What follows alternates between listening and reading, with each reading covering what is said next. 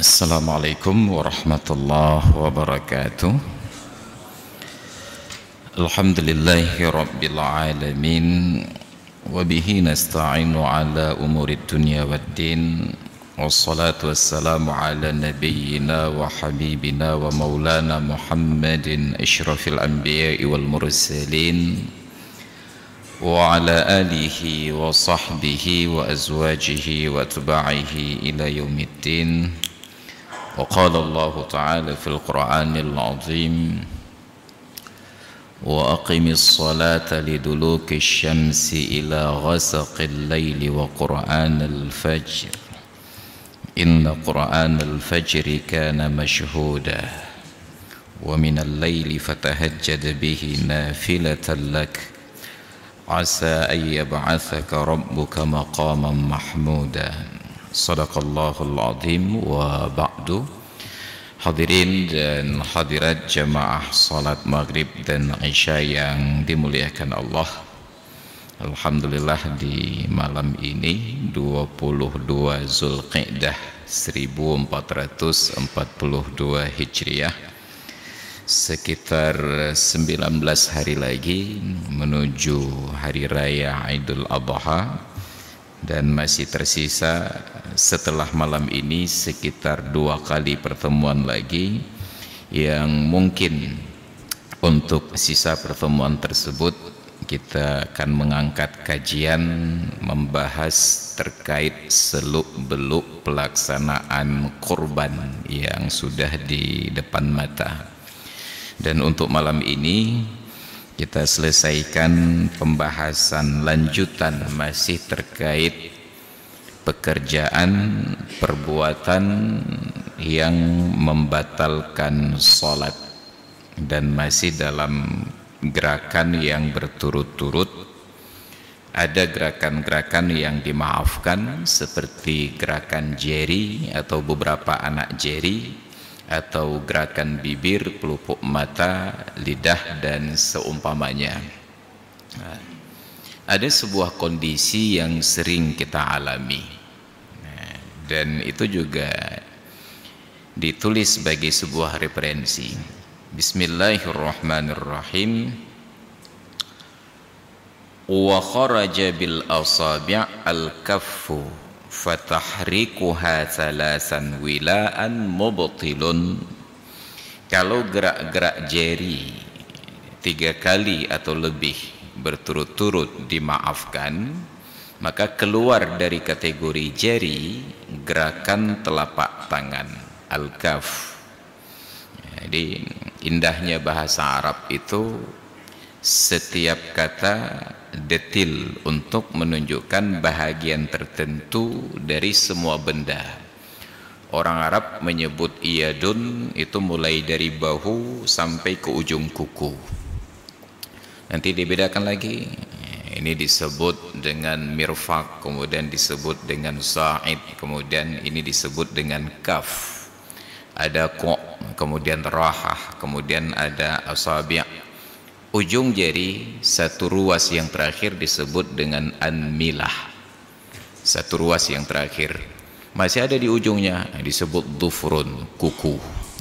Bahkan EUK pun ada namanya, rasghun. Jadi sedemikian detailnya. Maka yang dimaafkan itu gerak jari ketika menggaruk. Tidak dimaafkan bila yang bergerak itu al-kaf, telapak tangan. Maka gerak telapak tangan 3 kali berturut-turut membatalkan salat. Tetap saja ada pengecualian. Illa ayyakuna bihi jarbun la yasbiru ma'ahu adatan ala adamil haqqi. Kecuali bila orang yang salat ini mempunyai penyakit kulit, kurap, kudis, panu yang gatal-gatal. La yasbiru ma'ahu adatan ala adamil haqqi, yang dia tidak sanggup menahan untuk tidak menggaruk. Apalagi yang namanya kurap, makin digaruk makin sedap. Jika penyakitnya, makin digaruk makin sedap. Kalau tidak digaruk enggak nyaman. Kalau dalam ukuran salat itu bagi orang yang khusyuk, bila tidak dilakukan menghilangkan khusyuk. Fala tabtulu, maka dalam kondisi tersebut tidak batal. Tidak batal ini tidak lepas dari lidharurah, karena ada kondisi darurat. Maka bagi yang ingin menikmati gerak berturut-turut dalam salat yang dibatalkan, berkuraplah. Yang menyuka tengah hilap ingok-ngok men, ada garu-garu ju, walaupun dengan menggerakkan telapak tangan dimaafkan. Lidharurah, karena kondisi darurat. Qala syekhuna, kata Syekh Zakaria Al-Ansari, wa yu'khadhu minhu, dipahami dari kondisi tersebut, anna man ibtuliya bi harakatin idtirariyatin yansha'u anha amalun katsirun sumiha fihi, bahwasanya orang-orang tertentu yang umum bala, sulit mencari padanan kata yang sesuai dalam bahasa Indonesia, mungkin mewabah lah barangkali. Ada orang-orang tertentu yang ada penyakit sindrom, semacam sindrom harakah ittirariyah, gerak-gerak refleks tertentu, sumihalahu yansha'u anha, yang dari gerak refleks tersebut menyebabkan terjadi pekerjaan yang banyak, dimaafkan. Dulu saya ada seorang kawan, sama-sama ngaji di pesantren, sudah berpulang ke rahmatullah, Allahumma ghafir lahu. Dia ini dalam kondisi tertentu, dalam interval waktu tertentu, seperti orang yang dibilang batuk, bukan batuk, Yunan, ya, dalam kondisi tertentu. Apakah sedang salat, tidak lihat keadaan. Maka pernah dulu waktu itu sedang konflik tahun 98 di pesantren di Lamno, terjadi kontak senjata antara TNI, Polri dengan GAM di daerah Lambeso. Jadi tetap saja mereka masuk pesantren, dibariskan semuanya. Jadi komandan kompinya ini tahu tentang kawan yang bermasalah sindrom tersebut. Maka sebelum didekati oleh pasukan yang lain, langsung beliau yang dekati dan ditempeleng sekali, disuruh masuk kamar. Setelah peristiwa itu berlalu, mereka pulang, komandannya ini kembali ke pesantren dan minta maaf. Kata beliau, sengaja saya yang tempeleng dulu, karena kalau sempat pasukan lain yang proses dia, terjadi sindromnya itu kumat, ya, bisa jadi tewas dia katanya. Ya, maka itu justru lebih ringan daripada berhadapan dengan yang lain yang tidak paham kondisi penyakitnya. Nah, kalau itu terjadi di dalam sholat atau gerak-gerak refleks, nanti ada orang yang tangannya bergerak-gerak atau kepalanya bergerak-gerak, gerak-gerak refleks tersebut harusnya gerakan kepala 1, 2, 3 batal sholat. Tapi ada orang yang memang punya sindrom tersebut. Saya dalam interval waktu dimaafkan, sumiha.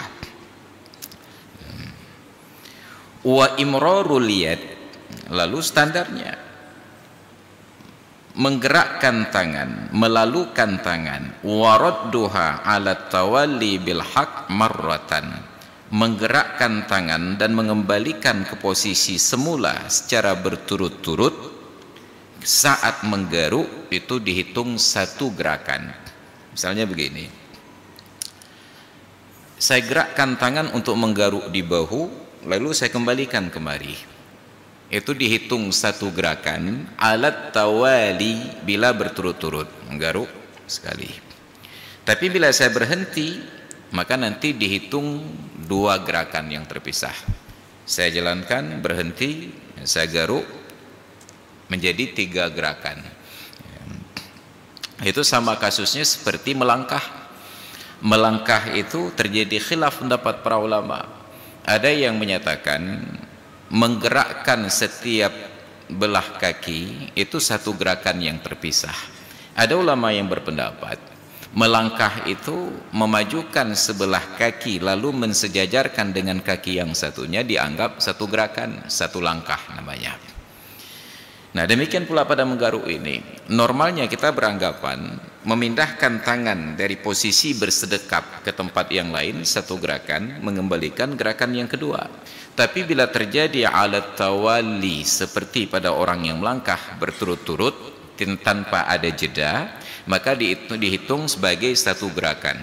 Dari posisi tangan di dada seperti ini, menggaruk, mengembalikan, satu gerakan.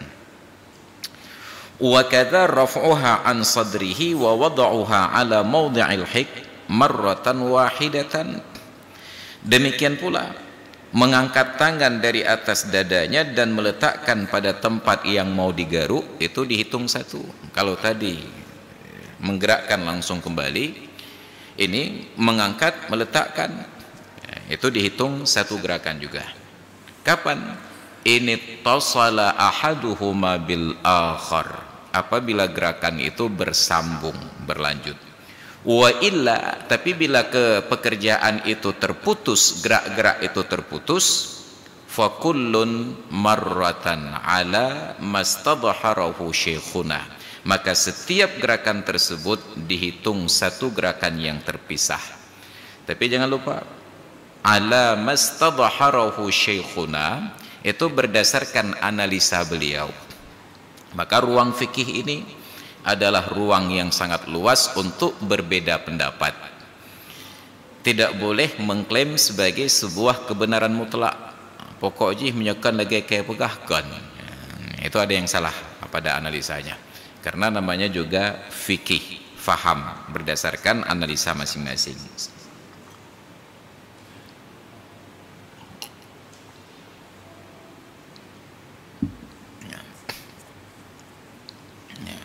Yang berikutnya yang membatalkan sholat, wa binutqin amdan walau bi ikrahin, bertutur secara sengaja walaupun dengan cara dipaksa.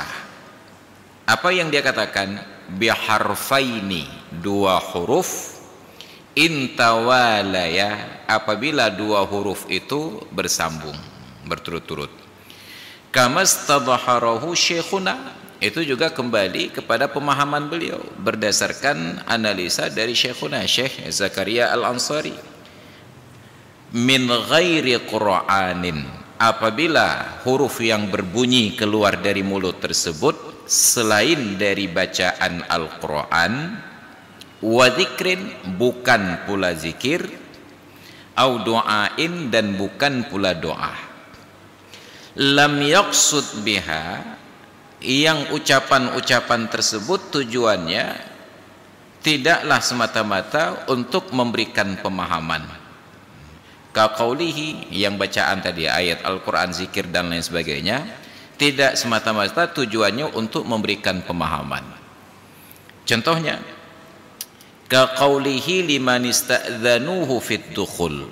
Kita sedang sholat, lalu ada orang minta izin mau masuk ke dalam rumah, masjid, kamar, kantor dan lain sebagainya. Kita di dalam sedang sholat, ada yang minta izin, maka sambil sholat, karena tidak mungkin menjawab nepiuh tengku netamong, nggak mungkin, batal sholat, maka dia jawab dengan membaca ayat Al-Quran, udkhuluha bisalamin aminin. Itu kan ayat Al-Quran dalam surat Yusuf kalau nggak salah, udkhuluha bisalamin aminin, masuklah ke dalam dengan mengucapkan salam dan dalam keadaan aman. Fa in qasadal qira'ata awil dzikra wahdahu, maka bila bacaan udkhuluha bisalamin aminin, kalau diniatkan untuk bacaan saja atau niatnya zikir saja, ataupun dia niatkan bacaan Al-Quran bersamaan dengan tanbih, peringatan kepada orang yang minta izin, lam tabtul, tidak batal salat. Dia ada tradisi orang-orang Arab yang alim, yang mengerti tafsir dan Al-Quran. Mereka itu ketika berkomunikasi ada yang namanya iqtibas, komunikasi antara manusia dengan manusia menggunakan bahasa-bahasa Al-Quran yang sudah baku. Memang ayat Al-Quran, tapi diniatkan untuk komunikasi. Orang minta izin, jilan temong tengku, udkhuluha bisalamin aminin. Nanti begitu kita hidangkan kenduri untuk tamu yang datang, kita persilahkan mereka untuk makan dengan mengutip ayat Al-Quran, surat Al-Insan, innama nut'imukum liwajhillahi la nuridu minkum jazaa'an wala syukura. Nyo kenduri karena Allah, hana mengharap terima kasih dan hana mengharap engkau. Bahasa Al-Quran. Nah, maka cerita salah seorang dosen dalam perjalanan haji di dalam kapal laut As-Salam, adalah duduk-duduk cerita, kebetulan beliau dosen di Al-Azhar. Apa kata beliau? Ada dua orang sahabat beliau berseteru, marah, tetapi bukan marah karena persoalan-persoalan duniawi, marah itu karena perbedaan pendapat dalam bab-bab tertentu. Di ketika salah seorang di antara kawannya itu bernama Yusuf. Di saat lawannya yang sedang berbicara dengan kawan ini sedang duduk, tiba-tiba Yusuf itu datang untuk menunjukkan ketidaksukaannya kepada Yusuf yang baru datang tersebut. Dia katakan kepada orang yang hadir, wallahi, demi Allah, perintah Allah Ta'ala di dalam Al-Quran, uqtulu Yusuf, bunuh Yusuf. Yang kena ayat surat Al-Quran, uqtulu Yusuf, bunuh Yusuf. Yusuf yang datang itu menjawab, awitrahuhu arda yakhlu lakum wajhu abikum, atau jangan bunuh, biarkan saja dia lewat. Jadi mereka iqtibas namanya, berdialog tapi dengan menggunakan bahasa-bahasa Al-Quran. Nah sekarang kita sedang sholat, ada orang minta izin, assalamualaikum, asta'zinukum bid-dukhul, lakaitin tutamong. Dijawab dalam salat, udkhuluha bisalamin aminin. Apabila niatnya untuk zikir ataupun qiraah, enggak masalah. Ataupun zikir dan qiraah sekaligus mengingatkan kepada orang yang minta izin untuk silakan masuk, tidak ada masalah. Wa kadza in atlaqa ala ma qalahu jam'un mutaqaddimun.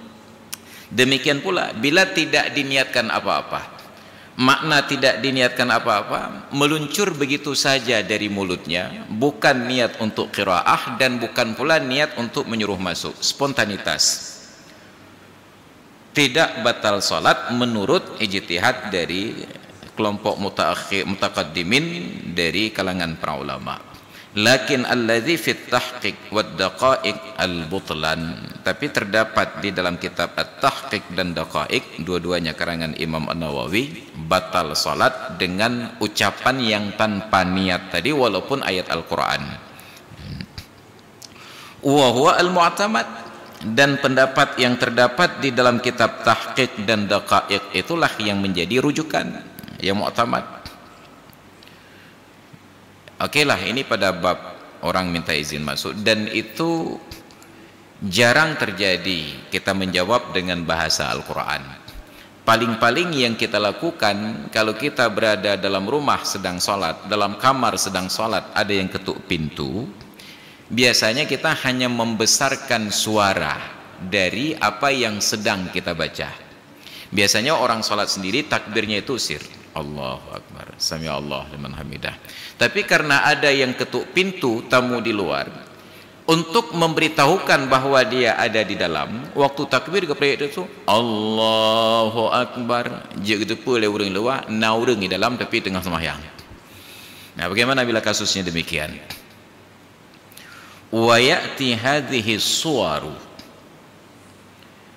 gambaran-gambaran ini, ilustrasi-ilustrasi ini, surah-surah ini yang 4 tadi berlaku pula fil fatahi alal imam bil Quran, berlaku pula pada imam yang sedang salat membaca suatu ayat lalu berhenti karena lupa lanjutan sambil mengingat.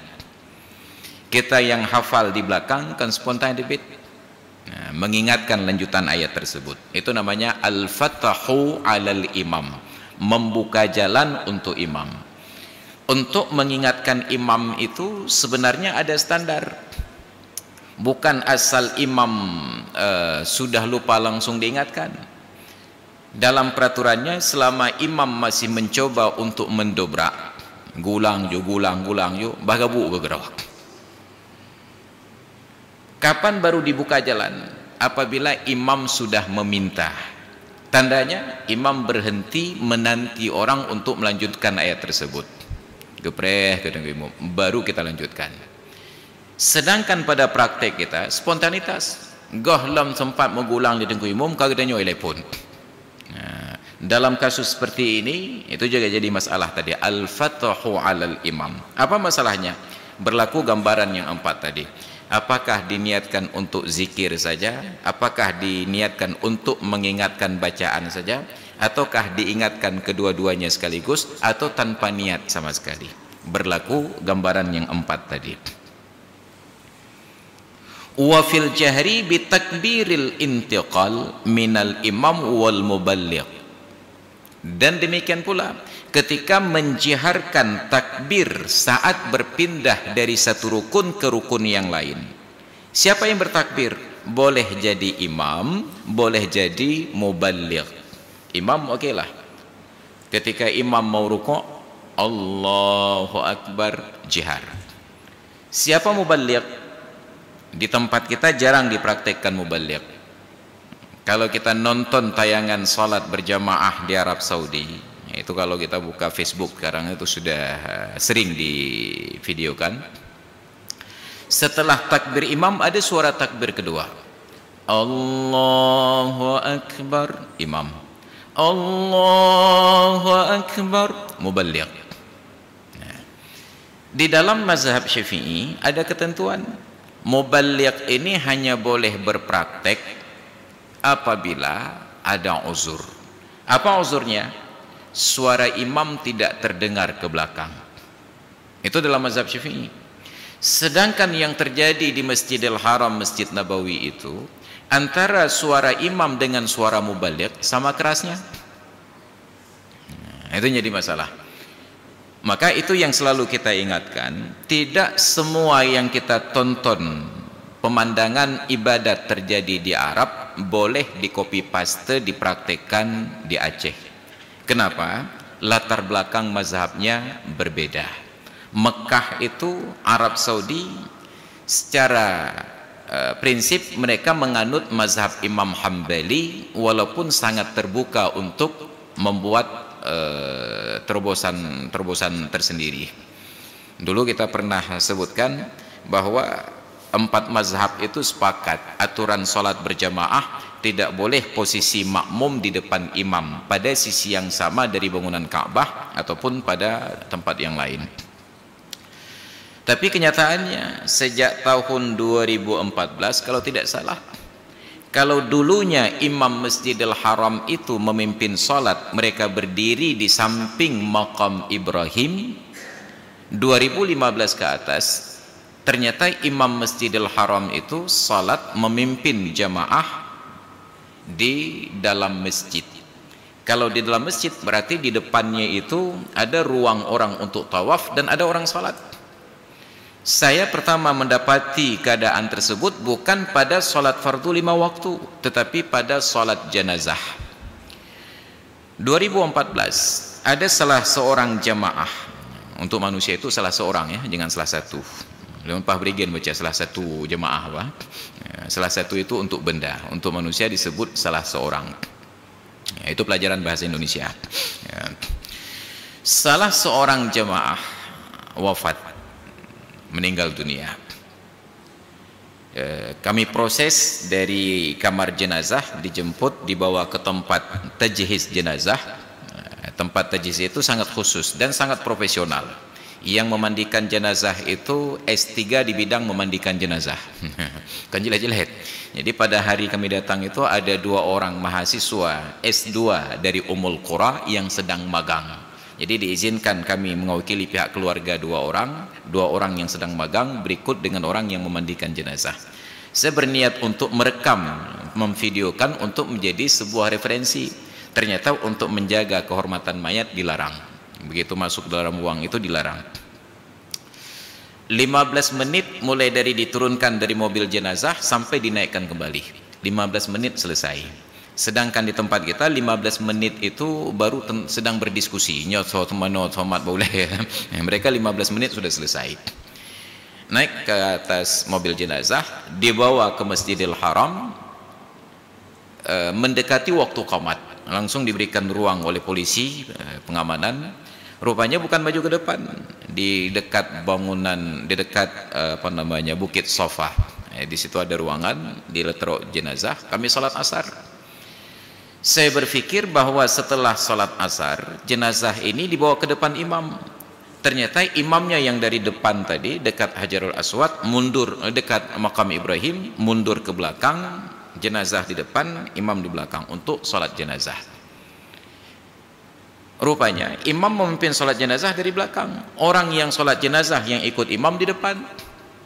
Padahal kata Rasulullah, innama ju'ilal imamu liyu'tamma, hanya saja dijadikan imam itu untuk diikuti, yang diikuti di depan, yang mengikut di belakang. Tidak boleh posisi makmum lebih maju dari imam, ukurannya tumit. Ini ternyata ada beberapa saf di depan imam itu untunglah hanya sekedar sholat jenazah. Kalaupun tidak sah sholat jenazah orang yang di lantai tawaf, masih sah sholat jenazah imam dengan yang di belakang imam.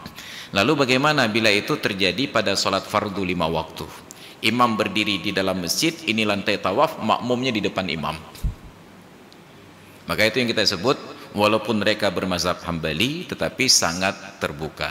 Maka muncullah masalah nanti mendekati pelaksanaan kurban, karena saya juga sudah banyak ditanya-tanyakan oleh kawan-kawan terkait materi ini. Ada ceramah salah seorang guru kita, Syekh Ali Jabir, Allahumma ghafir lahu, terkait kurban. Beliau mengkritisi praktek kurban di Indonesia itu salah, keliru kata beliau. Kenapa? Karena di Indonesia 1 orang 1 ekor kurban, padahal 1 ekor kurban itu 1 kambing itu untuk 1 keluarga. Sampai panjanglah diskusi tersebut. Apa masalahnya?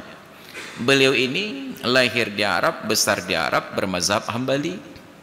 Lalu beliau berdakwah di Indonesia, alhamdulillah dakwah beliau sangat populer, sangat diterima. Tetapi ada persoalan-persoalan detil tentang persoalan bab ibadat yang bisa merusak kenyamanan, apalagi sampai beliau katakan salah yang kita praktek. Jadi kalau tidak silap saya, pada waktu itu beliau diundang oleh Majelis Ulama Indonesia untuk menyampaikan sedikit teguran bahwa bila Pak Ustadz ingin berdakwah, berdakwah saja, hal-hal yang terkait fatwa-fatwa hukum yang tidak lazim, mohon diskusikan dengan majelis ulama dulu sebelum difatwakan, karena latar belakang mazhabnya berbeda. Anda dari latar belakang mazhab Hambali, sedangkan kami di Indonesia latar belakang mazhabnya Syafi'i. Ya, dan itu perlu kita sampaikan karena video itu terus beredar berputar tanpa dilengkapi verifikasi dan konfirmasi tentang teguran tersebut. Dan bagi kita tentu saja melihat penampilan beliau yang Arab tentu lebih kita percaya daripada penampilan kita yang non Arab ini. Itu penyakit inferioritas kompleks namanya, sindrom ya. Kita merasa saya kaceh jika pa'a ya. Padahal ada di antara orang Arab tersebut yang bahkan membaca kitab gundul bahasa Arab itu saja masih bermasalah. Maka ketika saya kuliah dulu di Fakultas Usuluddin di tingkat 2, bayangkan tingkat 2, masuk dosen ilmu mantiq, beliau itu tunanetra, ada seorang pembimbing beliau, pendamping beliau, asisten, dan tradisi beliau itu seperti pesantren di Aceh, sebelum mulai pengajian disuruh murid-murid untuk baca kitab dulu, dan beliau asal tunjuk saya, beliau tunanetra, tugas dari asisten ini untuk menentukan kemana arah telunjuknya.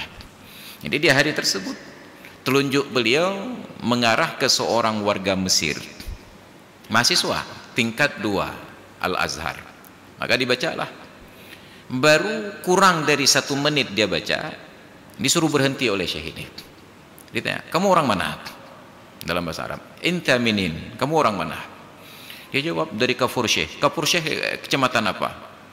Di kecamatan itu di kampung apa? Sampai detail dia kampung. Marah Syekh ini luar biasa. Kamu orang Mesir, ayahmu Arab, ibumu Arab, makan makanan Arab, lahir di Arab, tapi baca bahasa Arab kayak kambing jalan di batu. Itu ada orang dari pedalaman Afrika, dari ujung Asia, dia baca bahasa Arab lancar. Bayangkan orang Arab sudah kuliah di tingkat 2 nggak lancar bahasa Arab. Merumpok di Indonesia tingkat 2 kuliah hanji bahasa Indonesia. Baru di situ saya tersadar ternyata tidak ada jaminan bahwa orang Arab pandai berbahasa Arab. Sebagaimana orang Indonesia tidak pandai berbahasa Indonesia. Makanya untuk manusia sering disebut salah satu, bukan salah seorang. Ini contoh sederhana. Nah, maka ada hal-hal yang kita tidak boleh merasa inferior, merasa bahwa pokoknya kebenaran itu mutlak punya orang Arab. Nah, karena kita sering membanding-bandingkan begitu. Masa Ustadz ini yang sudah dipercaya jadi guru pengajian di Masjid Nabawi diusir dari Aceh? Itu lebih melimpun Aceh, Bang. Ya, nggak bisa dibanding-banding begitu. Kenapa? Karena itu semazhab, seide. Ya. Aceh kata mazhab tetap dipekat. Itu persoalan pemahaman kita. Jadi ketika sholat berjamaah, takbir imam, membuka bacaan untuk imam, itu kembali kepada gambaran yang 4 tadi. Bila niatnya hanya untuk mengingatkan imam saja, batal sholat. Bila niatnya hanya untuk memberitahukan kepada makmum tentang rukuk saja, tentang rukuk atau berpindah rukun, batal sholat. Maka muballigh ataupun imam ketika takbir tinggal alternatif 3, yaitu dia niatkan zikir saja, atau dia niatkan zikir dengan pengingat bersamaan, atau jangan dia niatkan apa-apa. Untuk yang tidak diniatkan apa-apa ini, menurut jam'un mutaqaddimun sah salat. Tapi yang mu'tamad dalam kitab tahqiq dan kitab daqaiq membatalkan salat. Nah, itu yang menjadi rujukan bagi kita. Maka jangan asal-asalan begitu imam lupa langsung diingatkan. Ada barangkali prinsipnya spontanitas. Spontanitas artinya tidak sengaja, sabqul lisan. Kalau tidak sengaja dimaafkan. Kalau sengaja itu yang menjadi persoalan. Maka muballigh ini diperlukan ketika suara imam tidak terdengar ke belakang. Salah satu kondisinya, kalau sekarang kita sholat, suara imam terdengar sampai jauh ke belakang. Kenapa? Karena listrik nyala dan mikrofon aktif. Ini kan pelajaran bahasa Indonesia. Listrik nyala, mikrofon aktif. Jangan listrik hidup. Ya, kalau listrik hidup, nanti listriknya jalan-jalan. Ya. Listrik nyala, mikrofon aktif. Terdengar. Tiba-tiba ketika sedang sholat, listrik padam. Bahasa Indonesia aja, padam. Cuma kita nggak pernah pakai lagi kata-kata padam. Kenapa gelap? Listrik mati. Inna lillahi wa inna ilaihi raji'un. Mati listrik. Maka enggak ada. Ya, listrik mati. Dan kita berterima kasih bahwa pihak PLN konsisten menggunakan kata padam saat pengumuman. Jadwal pemadaman bergilir. Ya, kalau tidak mereka akan buat pengumuman yang bahaya sekali. Jadwal kematian bergilir. Ya, kenang jadwal kematian di kampung cat masjid. Kamu sibah dia. Ya. Ini kosakata. Untuk konsistensi berbahasa saja kita belum siap. Ketika sedang sholat berjamaah, listrik padam, mikrofon tidak lagi aktif. Apa yang terjadi? Suara imam hanya terdengar mungkin sampai saf ketiga. Apalagi kalau sholatnya itu siang hari, ada kendaraan yang lalu lalang. Otomatis yang di belakang itu tidak lagi mendengar suara imam. Maka saat itu diperlukan mubaligh. Orang yang berdiri di belakang imam itu harus membesarkan suara dengan lantang. Begitu imam rukuk, Allahu Akbar. Apalagi kalau saat ini jadi imam, beliau agak serak-serak basah, bukan lagi basah, serak-serak renyah. Allahu Akbar. Tidak terdengar saf ketiga, keempat, kelima. Maka harus ada yang bersuara lantang di belakang beliau. Allahu Akbar. Oke lah kalau siang hari tidak ada mubaligh, makmum masih bisa mengetahui gerakan imam dengan cara melihat. Saf depan melihat imam, saf kedua melihat imam, saf ketiga sudah mulai terhalang. Tapi saf ketiga tahu gerakan imam dengan melihat saf di depannya. Lalu pertanyaannya, bagaimana bila sholat itu malam hari, listrik padam, suara imam tidak terdengar, ada jemaah perempuan di belakang tirai? Itu pasti seperti berjalan di balik awan kelabu. Gue pikir-pikir juga, nyot sangka gerukok nih, mau gerukok tu, nyot sangka ke tengah nih, mau tengah tu. Nah, saya pernah mengalami kasus tersebut di masjid di persimpangan jalan di Prada, Masjid Al Hidayah. Malam Sabtu, itu sekitar hampir 10 tahun yang lalu. Saya keluar dengan istri pertama. Singgah di masjid, sholat isya sudah berkumandang qamat. Kita saat disebut istri pertama langsung dibayang yang kawan-kawan.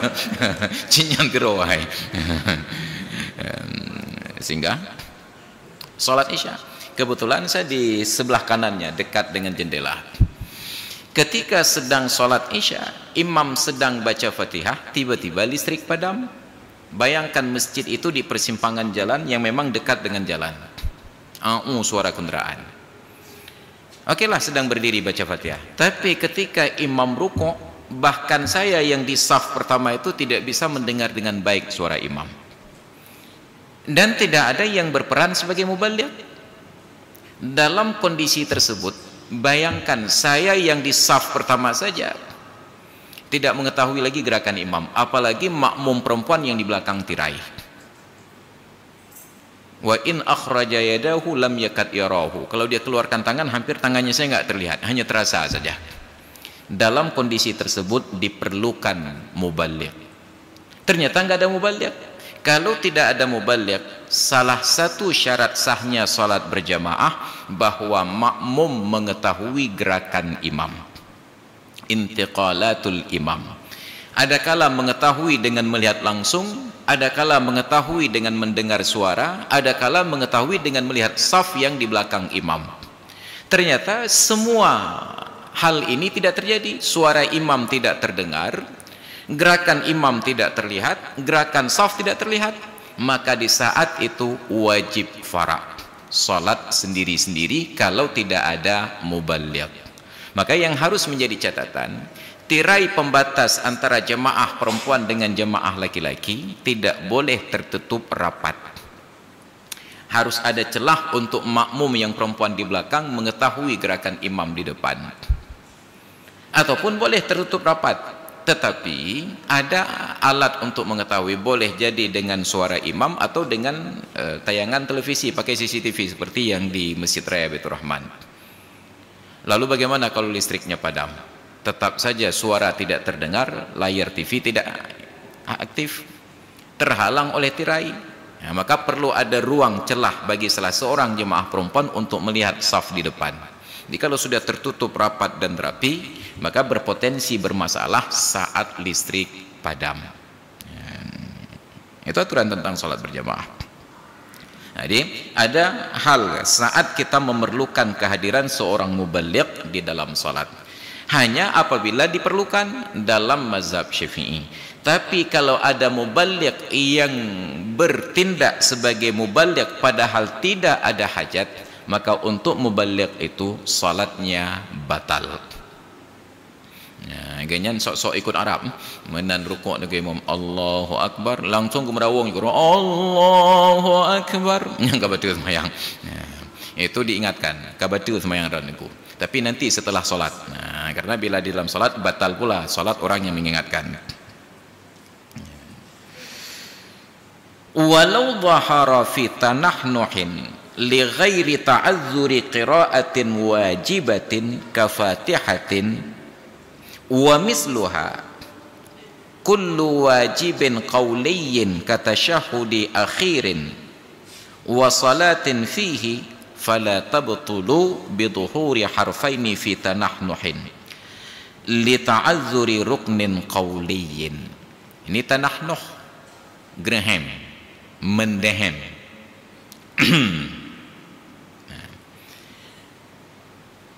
Walau dhahara, kalaulah nyata dua huruf tersebut di mana fi tanahnuhin, ketika mendehem. Di mana mendehem ini?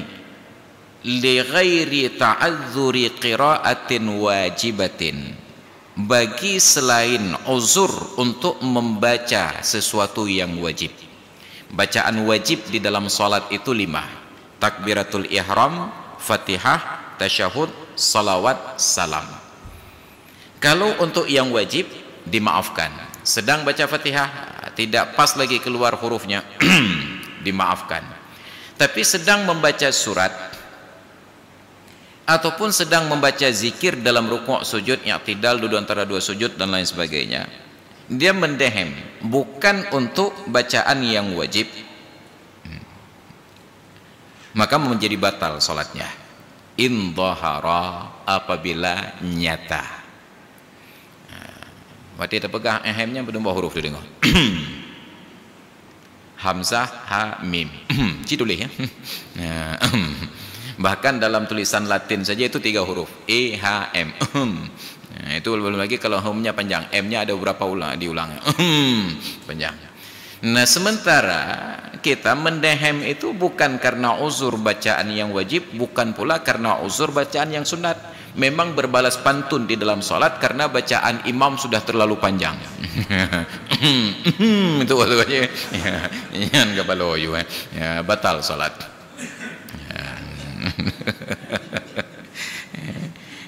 Gaji kemayang-mayang dan jikalau nyata dua huruf tersebut ketika mendehem untuk selain uzur membaca yang wajib. Mana contoh bacaan yang wajib? Fatihah dan seumpama Fatihah itu setiap bacaan yang wajib yang qauli seperti tasyahud akhir, salawat. Fala tabtulu, maka tidak batal dengan zahir dua huruf pada bacaan tersebut pada saat tanahnuh. Fi tanahnuhi li ta'azzuri ruknin qauliyan. Kenapa tidak batal? Karena kalau tidak mendehem tidak bisa melanjutkan bacaan yang wajib, rukun qauli. Atau nyata keduanya fi nahwihi, atau nyata dua huruf itu pada seumpama mendehem. Mana seumpama mendehem? Kasu'alin, seperti orang yang batuk. Yang malah buat huruf u, ha, u, ka, itu kan. Dalam tulisan Arabnya mungkin tetap 3 huruf, hamzah, ha dengan ka. Yang benar hamzah, ha dengan mim. Wa bukain, dan seperti menangis. Imam-imam di Arab itu saking menghayati bacaan kan sampai menangis. Imam kita jarang menangis, baru menangis di luar sholat.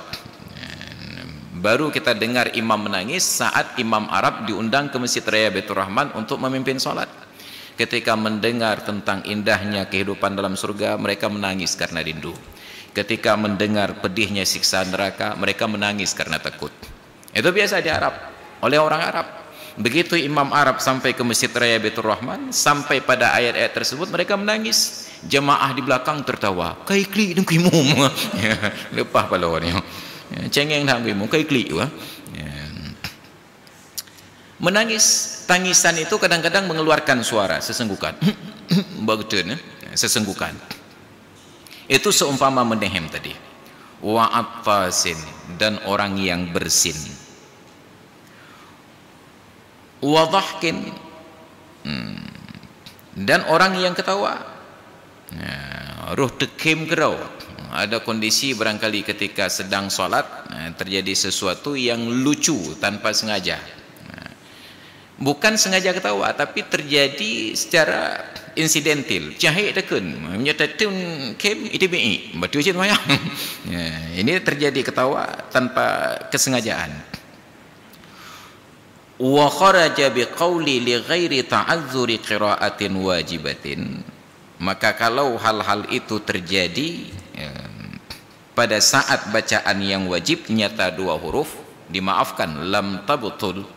Tapi ma idza dhahara harfani fi tanahnuhi li ta'azzuri qira'atin masnunatin, apabila terjadi tanahnuh, mendehem, batuk dan seumpamanya karena uzur membaca bacaan yang sunnat seperti membaca surat setelah Fatihah ataupun qunut, ataupun untuk menjiharkan Fatihah. Kalau dia baca Fatihah secara sir enggak ada masalah, tapi kalau dia jiharkan ternyata serak, harus mendehem. Fatabtulu, maka batal salat. Adabnya itu dijaga. Bahkan ada ulama saking ketatnya berpendapat pada bab demikian, kalau ada orang yang sedang batuk enggak berhenti-berhenti, artinya dalam interval tertentu enggak selesai 2 rakaat salat kali batuk, hanya terus 2 rakaat kali batuk, harus menanti waktu untuk salat pada saat batuknya redah. Maka berat tetapi itu sampai pada derajat mutasyaddid, orang yang sangat ketat. Cuma dalam agama ada ruang toleransi, dimaafkan untuk hal-hal yang tidak disengaja atau yang di luar kontrol kita. Ini sengaja mendehem ataupun sengaja pu batuk-batuk rau. Ganti mendehem ipu batuk-batuk rau. Kalau pada selain bacaan yang fardu karena uzur, maka menyatakan 2 huruf pada saat mendehem tersebut menjadi batal. Tetap dengan pengecualian yang tadi disebutkan pada gerakan. Kalau gerakan 3 kali berturut-turut batal, kecuali pada orang yang ada sindrom tersebut, maka demikian pula seperti kasus kawan yang saya ceritakan tadi yang geneng tanpa Pak Brimob. Sedang salat jadi imam, tiba-tiba keluarlah dehemnya itu. Dari benar. Dimaafkan li ta'azzuri karena ada kondisi khusus darurat. Jadi sesuatu yang khusus tidak boleh diberlakukan untuk kalangan awam umum. Wa bahasa az-Zarkashi jawaz at-tanahnuh lis-sha'im li ikhraji nukhamatin tubtilu saumahu. Oleh Imam Az-Zarkashi membuat sebuah kajian, mendehem dalam keadaan salat nyata 2 huruf apabila tidak menyebabkan rusak bacaan yang wajib, batal. Tetapi bagaimana bila orang yang salat ini sedang dalam keadaan puasa? Bacaannya memang bukan bacaan wajib, tetapi kalau dia tidak mendehem, maka sungguh dahak itu akan membatalkan puasanya. Orang yang salat air liur bersirkulasi tidak batal salat. Orang puasa air liur yang bersirkulasi tidak batal puasa. Baik orang salat atau orang puasa, apabila ada dahak yang mengganggu, sudah keluar sampai batas zahir, kalau dia tidak keluarkan dahak tersebut dengan cara mendehem, masuk lagi, masuk dengan sengaja, salatnya batal, puasa batal. Maka untuk kondisi tersebut kata Imam Az-Zarkashi tidak jadi batal. Cuma masalahnya tengah semayang itu bikin nyam yutatran hoda baik. Mau dikemanakan dahak tersebut? Dulu disuruh ludah di bawah telapak kaki sebelah kiri, ditimbun di dalam tanah ketika Masjid Nabawi tidak ada lantai ubin, masih lantai tanah. Nah sekarang berdiri di belakang imam di dalam Masjid Al-A'la, betul menggunakan hoda baik. Ditelan batal solat, ditahan dalam mulut gak bisa baca Fatihah, diludah malah marah Ustaz Nur Khalis. Ludah dalam tu masjid ke bang. Ya. Maka petunjuk para ulama, diludah ke dalam saku baju yang sebelah kiri. Makanya tukang jahit itu harus mengerti fikih. Ya, setiap baju yang ada saku pasti sebelah kiri. Ya, dibelah, kecuali kalau sepasang kiri kanan. Yang kita untuk tampung guna kanan. Jawazu lil muftir aidan li ikhraji nukhamatin tubtilu salatahu, untuk mengeluarkan dahak yang bisa membatalkan salat. Bagaimana gambaran dahak itu bisa membatalkan salat? Bi an nazalat li haddid dhahir, ketika dahak itu sudah turun pada batas yang dhahir. Itu dahak yang dari otak, karena yang ingusnya. Ingus itu apabila klep untuk meluncur ke arah hidung itu tersumbat, dia masuk ke dalam tenggorokan. Kalau masuk tenggorokan, batas tahir harus diludah. Tapi ternyata tidak diludah, masuklah melewati tenggorokan lagi, batal salat. Nyentruk kena pelajari sirkulasi geneh oleh para ulama dalam kaitannya dengan sah dan tidak sah salat. Kehadirin sekalian yang dirahmati Allah, bab tentang sah dan batal salat itu yang perlu kita pelajari dengan detail, agar jangan sampai kita merasa bahwa salat sudah kita lakukan padahal SOP-nya tidak sesuai. Nanti pertanggungjawaban di hadapan Allah tidak diterima. Jadi bukan salat sekedar sah salat, pokoknya kayak kali mayang. Ternyata saat diverifikasi nyoh hantip tanda tangan kalau tu, maka dianggap korupsi. Bukan menyalahgunakan anggaran, tetapi tidak mampu dipertanggungjawabkan. Bukan kita tidak salat, kita sudah salat, cuma tidak sesuai dengan kapasitas keilmuan. Membiarkan diri dalam keadaan bodoh sudah lebih dari cukup untuk jadi alasan masuk neraka. Kafa bil mar'i dhillan ayyakuna jahilan. Cukuplah seseorang itu dianggap hina bahwa dia itu seorang yang bodoh. Maka ada maaf bagi kebodohan kita. Kapan? Dalam dua keadaan. Yang pertama, baru masuk Islam, atau yang kedua, sudah lama Islam tetapi tidak ada tempat untuk berguru. Dicot masjid tinggal 4 tempat yang hana berguru. Tinggal beo bercutuk. Beo bekerja. Enggak mau datang ke tempat layanan TV 4. Tinggal streaming saja. Enggak ada paket, tinggal duduk bawa warung kopi. Minta saja nomor passwordnya. Enggak bisa juga dengar dari mikrofon, itu beat dari mikrofon. Mahana gede masjidnya hatoh begahli. Itu uzur. Atau uzur yang ketiga, memang terlahir dalam keadaan tidak bisa mendengar dan tidak bisa melihat. Maka orang yang terlahir tanpa ada kemampuan dua perkara tersebut bebas dari tuntutan syariat. Gekalan hanjut, gedengoh hanjut. Nya retoh tak pernah lah. Kalau bukan chip internet itu dimasukkan dalam otaknya, diinstal. Kenapa? Karena sumber ilmu dengan melihat, dengan mendengar. Atau yang ketiga, al-fuad, diilhamkan oleh Allah di dalam hatinya. Makanya Allah ingatkan dalam Al-Quran, Allahul ladzi akhrajakum min butuni ummahatikum la ta'lamuna syai'a faja'ala lakumus sam'a wal absara wal af'idah. Allah yang keluarkan kalian dari perut-perut ibu kalian dalam keadaan tidak mengetahui sesuatu apapun. Lalu bagaimana bisa tahu? Faja'ala lakumus sam'a, Allah jadikan pendengaran, wal absara dan penglihatan, wal afidata dan pemahaman. Maka kata para ahli, bayi masih di dalam perut berbentuk janin sudah bisa mendengar. Maka sering-sering kita perdengarkan kepada janin dalam perut itu bacaan-bacaan yang baik. Ayat Al-Quran yang paling bagus, orang tua kita sudah praktekkan dari zaman dahulu, cuma hanya surat Yusuf.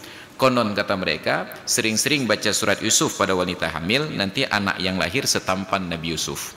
Sampai sekarang ada anak setampan Nabi Yusuf. Itu pemahaman yang keliru.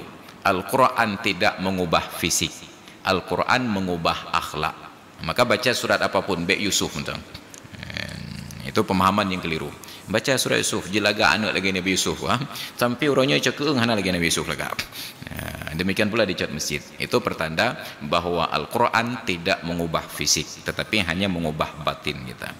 Hadirin dan hadirat sekalian yang dirahmati Allah, karena sudah tiba saatnya kumandang azan Isya beberapa menit yang lalu, kita padakan kajian sampai di sini, dan insya Allah dua pertemuan yang akan datang sebelum Idul Adha, kita akan kaji tentang kurban dan seluk-beluknya. Mudah-mudahan itu menjadi panduan kita, karena tetap amal itu berdasarkan kepada ilmu. Wallahu a'lam bissawab wa ilaihil marji'un wal ma'ab. A'udzu billahi minasyaitonir rajim. Bismillahirrahmanirrahim. Alhamdulillahi rabbil alamin wassalatu wassalamu ala sayyidina Muhammad wa ala alihi wa sahbihi ajma'in. Allahumma rzuqna fahman nabiyyin wa hifdzal mursalin wa ilhamal malaikatil muqarrabin. Allahumma 'allimna 'ilman yanfa'una wanfa'na bima 'allamtana wa zidna 'ilman wa fahman wa alhiqna bis salihin. Rabbana ighfir lana dhunubana wa liwalidayna warhamhuma kama rabbayana shighara wa li jami'il mu'minina wal mu'minat wal muslimina wal muslimat al ahya'i minhum wal amwat innaka sami'un qaribun mujibud da'awati ya qadiyal hajat. Rabbana atina fid dunya hasanah wa fil akhirati hasanatan wa qina 'adzaban nar. Wa sallallahu ala sayyidina Muhammad wa ala alihi wa sahbihi ajma'in.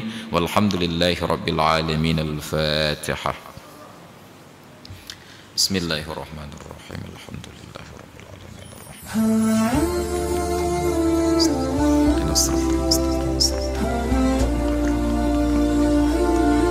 Amin rabbal alamin. Hadanallahu bikum ajma'in. Assalamualaikum warahmatullahi wabarakatuh.